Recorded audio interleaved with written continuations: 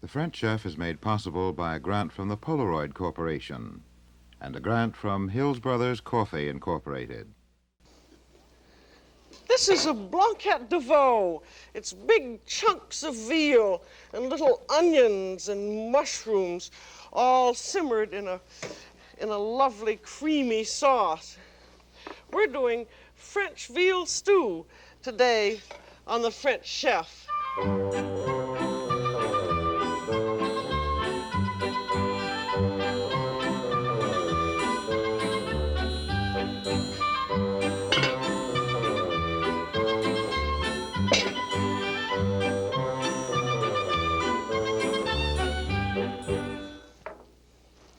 Welcome to the French Chef. I'm Julia Child. You know, I think an awful lot of people, when they think of stew, they think of beef and lamb, and they practically never think of veal. And veal makes one of the best French stews in the world, and we're doing one of the most famous of the French veal stews, a blanquette de veau. And it's served with little white onions that are braised in a lovely juice, and fresh mushrooms, and a beautiful, lightly creamy sauce. And whenever you're making a veal stew, be sure that you get a combination of meats, because it makes the stew much more interesting. For one thing, you want quite a few bones, meat with bones in it. Now, and one thing is, stew meat is quite inexpensive. Now, this is a piece of neck here. And if your butcher hasn't cut it up, you can just cut it up yourself into serving pieces, just cutting between the vertebrae. And then you've got meat and bones together. And here is a piece of shank. Those are some other good bones. You can take all the bones off after the meat has stewed. And another combination is something that has cartilage in it. This is part of the breast. In France, it's called tendron. And it has little cartilaginous bones. Some people don't like this sort of slightly crunchy quality. But the cartilage gives a lovely body to your sauce, and that's something you want to think of, to the cooking stock which makes the sauce. And then you want some lean meat, and this is part of the undercut of the chuck, and which means it just comes below the neck on either side of the backbone, and this is a good lean stewing meat. And cut up this type of meat into about 2-inch chunks. And then if you don't have enough bones with your meat, also have your butcher give you some bones. There's some marrow bones, and have a little bit of the knuckle bone. And it doesn't make any difference how many bones you have. It will all give body and taste to your stock that you could have cooked the veal in. And be sure that when you buy the veal that you get a quality that's a very pale pink, because veal should not be reddish, it should be very pale. And for this stew, you want to get absolutely the best quality possible, because it's a very delicate stew. And you would want about, I think, of boneless meat, about 3 pounds will serve 4 people. And if you have more bones in it, and if you have more bone in the meat, you have to sort of do it by eye. When you take a look at the meat after you have it home, and you have to have each person have 2 or 3 good serving chunks like this. And then the next step is to fill your pot with water and bring it quickly to the boil, and then let it simmer for 2 or 3 minutes. This is called a blanching, and this is very important, because, as you will see, after you've simmered it for 2 or 3 minutes, you end up with this. And look at this. This is a lot of scum here, and it's terrible looking stuff, and you can skim and skim all day long, and you'll never really get it all off. So what you have to do after you've cooked it and the scum has come off, you then want to wash the meat off. And you haven't lost any of your flavor at all, because it is only cooked for 2 or 3 minutes. And if you don't believe me, you just try skimming this all off, and you just won't get anywhere. Now I'm pouring this all through a colander, And I'd just like you to look at all the scum in there in the bottom of that pan. You'd never be able to skim that off at all. So what you do, you wash out your pan just with hot water. You don't need any soap at all, just to get this scum off. And then you start all over again. In earnest. I mean, this is a pre-cooking, a sort of a preliminary to the actual cooking. And then if you put on your glasses, you will see that all the meat is covered with scum. So you wash that off with cold water. There's something about veal, because it's young and the meat hasn't really formed yet, so that I guess it's the albumin that comes up and makes it so scummy. And you see there's even scum in that colander left. And you can imagine trying to skim all that off, you wouldn't get anywhere. So now after you've blanched it, then you put in a little bit of water, and then we're going to add some flavoring, and we're ready to stew the meat. So, there we have some water in, and then we also want some flavoring. And if you have some nice white homemade stock, that would be very nice. Or some chicken stock or veal stock. Other words, just use canned chicken bouillon, right hot out of the can. Because the idea in this that you want to give just as much flavor to the stock as possible, but it's supposed to taste like itself. And chicken stock is the best substitute for veal stock. You just want to have in enough so that the ingredients are covered. And then you want to have a carrot. There's a scrubbed carrot. And a piece of celery, and just break that in half. And then you want either a medium onion or 2 small onions like this. And also an herb bouquet, and that would be, for this amount, it would be about 6 parsley sprigs and half a bay leaf and half a teaspoon of thyme. And those are all tied together in a bundle so the herbs won't float around and muss up the stock, and also so it would be very easy to remove them. And then you set this over heat, and you let it come up to the simmer, and you may find that you'll get a little bit more scum. I'm going to get my spoon again, that comes up, but you've gotten off the mother load, and you would skim it off gently and let it simmer for maybe 3 or 4 minutes until all the scum had been taken off, and then you'd put some salt in. All this is somewhat by eye and by taste, and if you haven't got quite enough salt in, add a little bit more. And then let it simmer very, very slowly, and you can, if you want, put a cover on. But be sure if you put the cover on somewhat at a tilt so that you have a slight air space so that the liquid won't all boil up and whatever scum there is won't collect in the liquid. And then let it simmer very slowly for an hour and a half. And the meat is done. This one has already been done. The meat is done when you can pierce it through easily with a knife, and it's tender. And an hour and a half is just about right.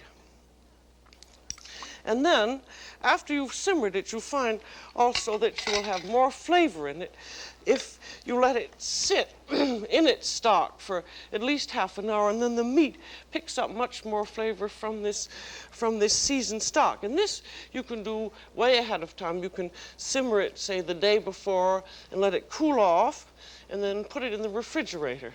And be sure that when you're doing something ahead of time, that you do not cover it until it's completely cold, because if you do, you'll find that the stock may sour. So remember, always let it cool off completely, and then you can refrigerate it. And then when your veal is simmered and tender, and I should say, while you're letting your veal simmer, you can then prepare your vegetable garnish. And the garnish is, garniture means in French always vegetables that go with the meat. And with this, we're going to have some little white onions and some fresh mushrooms. Now, these little white onions, if you buy them in France, they're always called petits oignons pour garniture, and they're about, an inch in diameter. And these you have to peel first, and this is a very quick peeling method.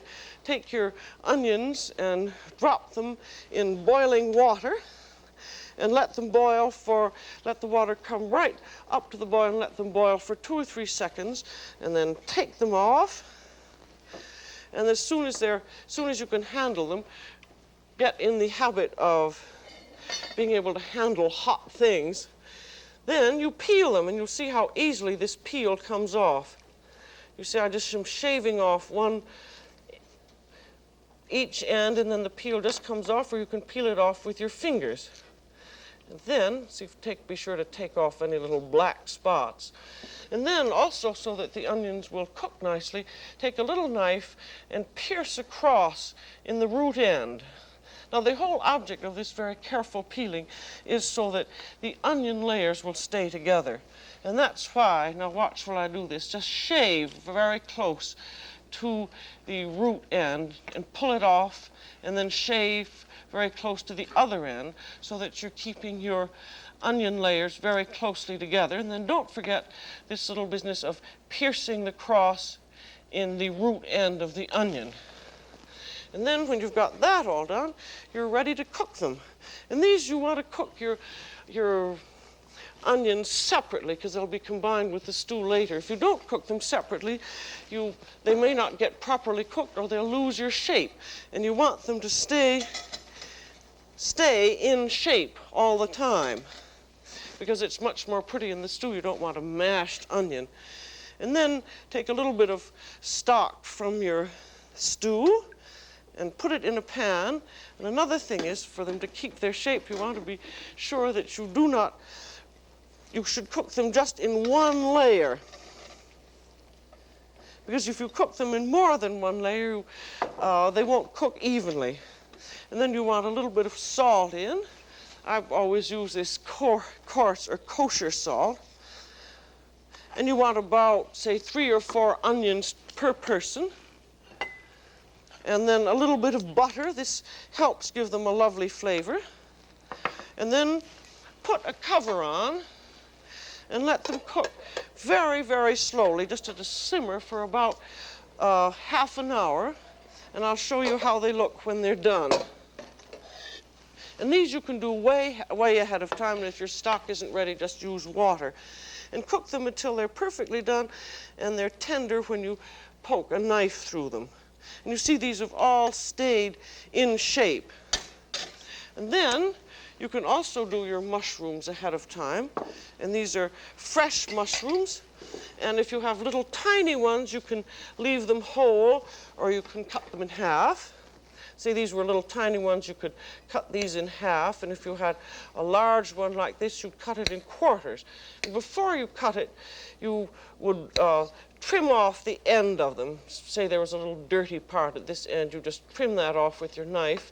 And then you would drop them in a basin of water and pump them up and down with your hands and rub them, and then lift them out into a colander so that you get rid of the sand, and then you trim them. And then you're ready to cook them. And with this, these are going to be stewed mushrooms. And again, this is called sort of mushrooms for garniture, à blanc, or white. These are not going to be browned at all. Use a little more stock or some water and put the mushrooms in.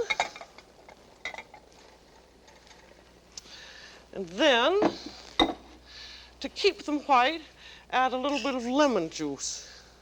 You don't want too much lemon. Sometimes you find that people have put too much lemon and it has an acid taste, but the lemon juice keeps them white. I always cut the lemon in half, put it in a towel, and then squeeze the juice in. For that's about, say, 1/4 pound of mushrooms. Actually, with this, again, the proportions don't make too much difference. You can use more or less mushrooms.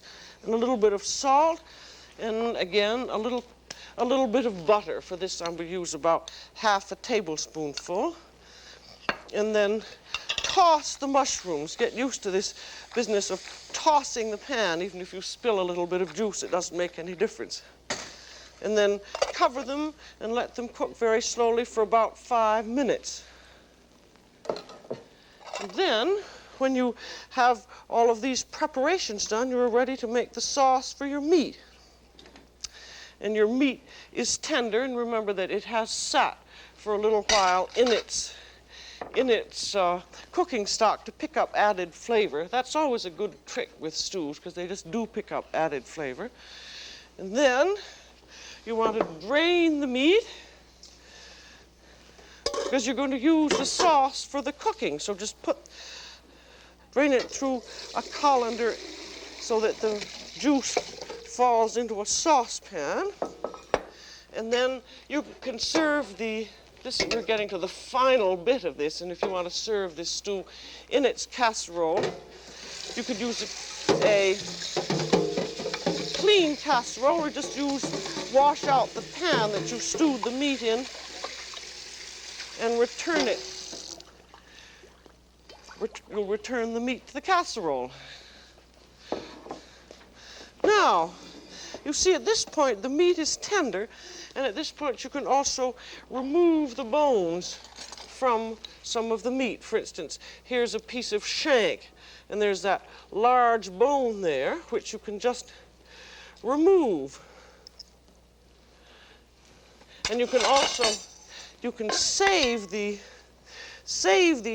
bones that you take out, because it hasn't really cooked long enough. And you can stew the bones over again and make another sauce out of them. That's something that's, according to Escoffier, it takes about 8 hours to stew all the good out of some bones, so don't throw them away until you've gotten the most out of them. That's also the French trick of not wasting anything. So I'm separating all the meat here, and there are the little onions which are left in. You could still use those again. And this is a great mixture of all kinds of meat, just so that we'll have a much more interesting stew. And then you have this delicious stock here from which you're going to make the sauce.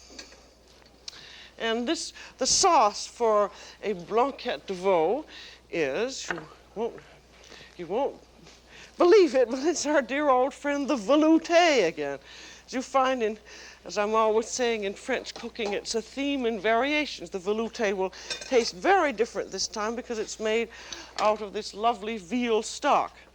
And we're going to have about 2½ cups of sauce, so we want about 4 tablespoons of butter, which is to be melted. And then we're going to have 5 tablespoons of flour. To get a wooden spatula. If you run into these wooden spatulas rather than a spoon, they're extremely useful for cooking. I've got my heat a little bit too high there. And then we want 5 tablespoons of flour. Now, the flour is the important measurement here, so do this correctly. Dip the spoon into a container and then level it off with the straight edge of a knife and add it that way. There's 1, 2, 3, 4, and 5. It's the flour that determines the thickness of your sauce, so that's the thing you want to be careful to measure about. You can always add a little more butter if necessary, because what you're aiming to do, what we're making here, is a roux, an R-O-U-X. And you want to have the sort of a fairly soft paste, and you want to let it cook until it foams and froths for about 2 minutes, and that cooks the flour so you don't get that nasty floury taste in your sauce.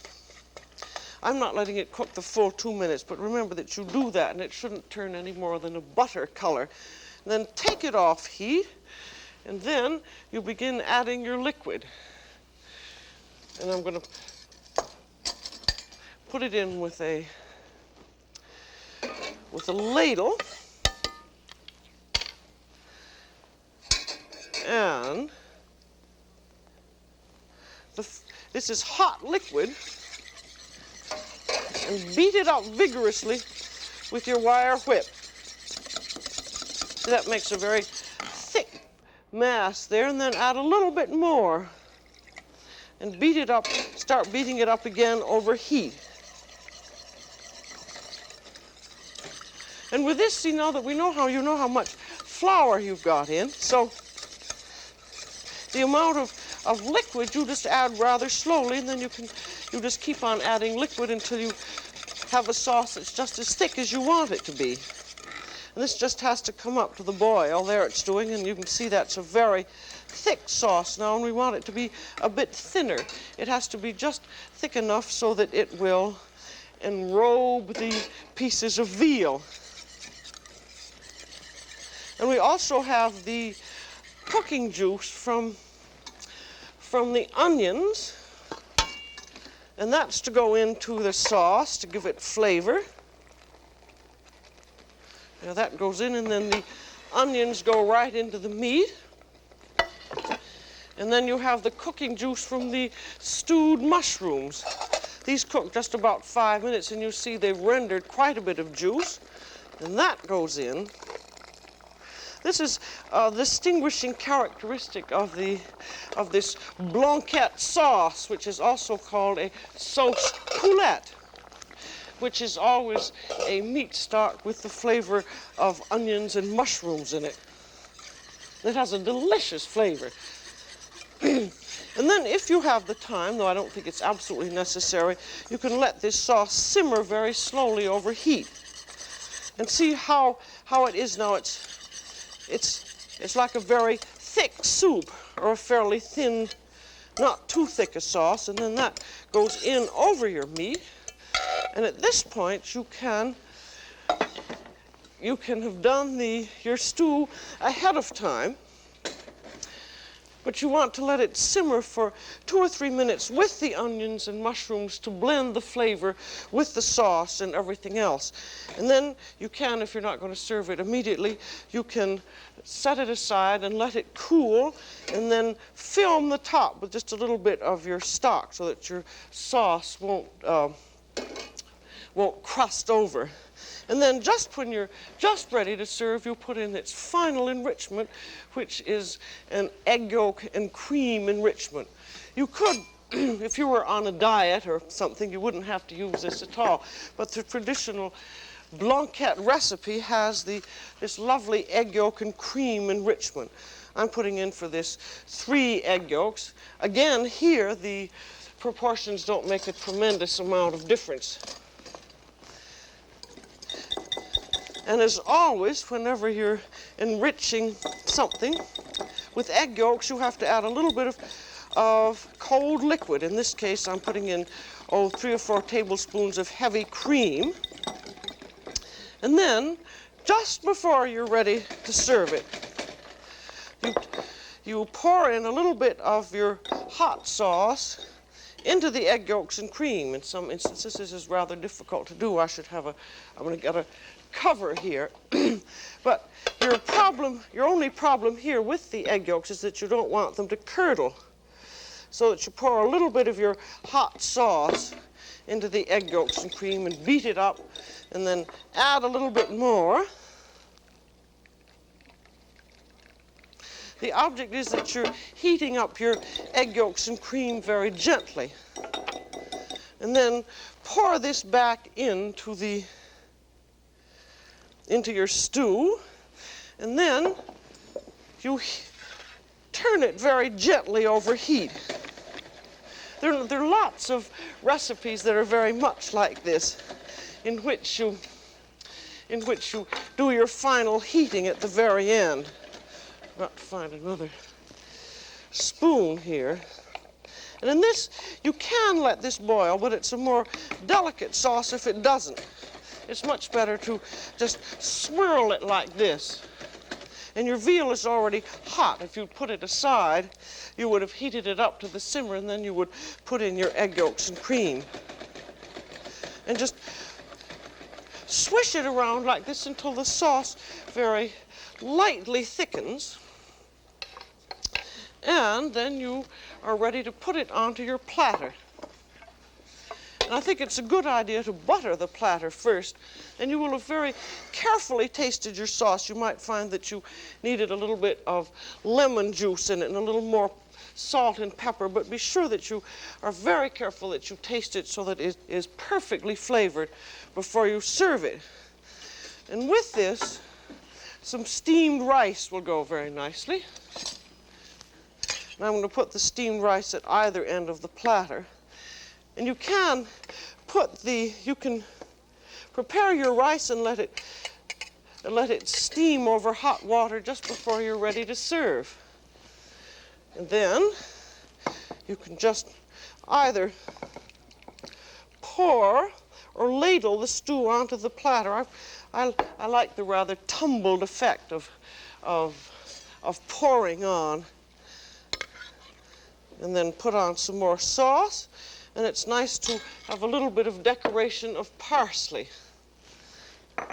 Because you want, as this is a rather cream-colored sauce, you want to have some decorative accents.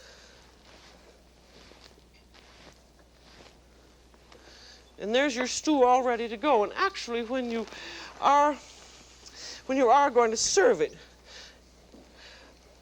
as soon as it's on the platter, you should serve it, because this final heating takes such a small amount of time that you can do the final liaison very quickly indeed.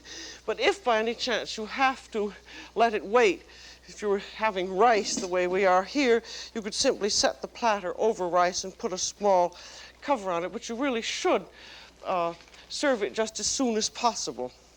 And so it's now ready to serve, so I'll take it into the dining room.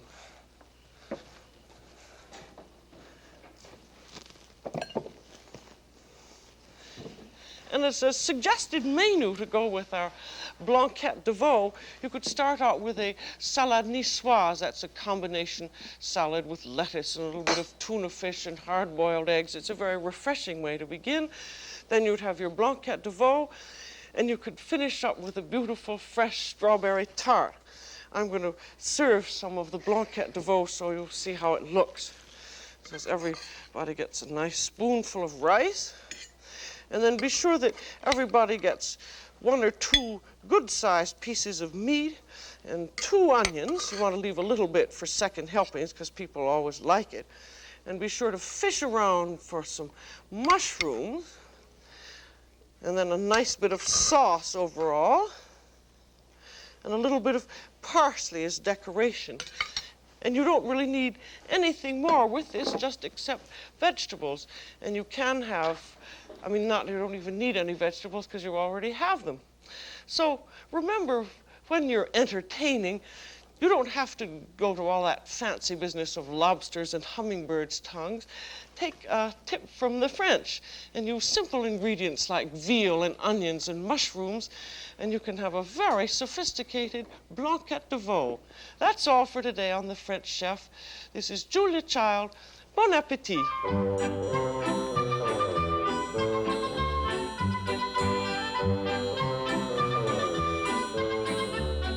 Julia Child is co-author of the book Mastering the Art of French Cooking.